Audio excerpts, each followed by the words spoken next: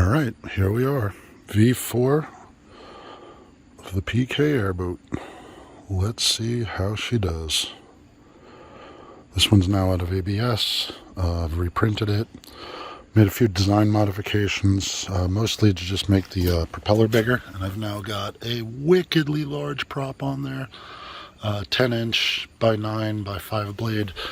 Comes from a drone, actually, one for lifting heavy stuff. So it should have a lot of power. I'm really excited to try it, and let's splash her down. Let's see how it does.